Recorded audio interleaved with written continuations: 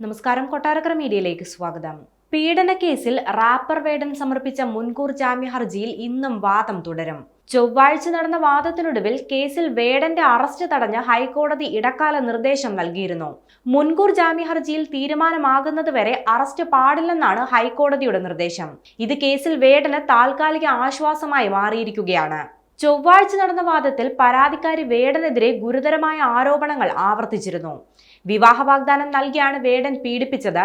എന്നാൽ പെട്ടെന്നൊരു സുപ്രഭാതത്തിൽ എല്ലാം ഉപേക്ഷിച്ചു പോയി. ഇതോടെ മാനസിക നില തകരാറിലായി.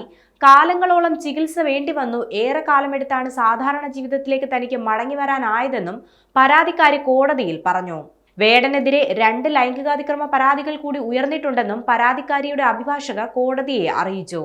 ചൊവ്വാഴ്ച നടന്ന വാദത്തിനിടെ കോടതി സുപ്രധാനമായ ചില ചോദ്യങ്ങളും ഉന്നയിച്ചു.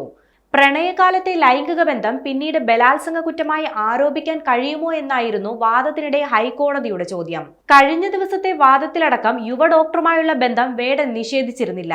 എന്നാൽ വിവാഹ വാഗ്ദാനം നൽകി പീഡിപ്പിച്ചെന്ന ആരോപണം തെറ്റാണെന്നും ബലാത്സംഗ കുറ്റം നിലനിൽക്കില്ലെന്നുമായിരുന്നു വേടന്റെ വാദം. ജാമ്യ ഹർജിയിൽ പ്രോസിക്യൂഷന്റെ വാദം ഇതുവരെ നടന്നിട്ടില്ല.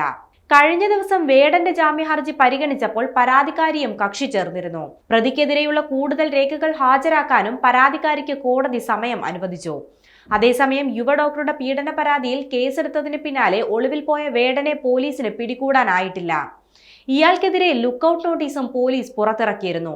അതിനിടെ വേടനെതിരെ 2 യുവതികൾ കൂടി ലൈംഗികാതിക്രമ പരാതികൾ നൽകിയിരുന്നു.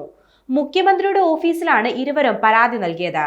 ഒരാൾ 2020-ലും മറ്റൊരാൾ 2021-ലും വേടനിൽ നിന്ന് അതിക്രമം നേരിട്ടെന്നാണ് പരാതിയിൽ പറയുന്നത്.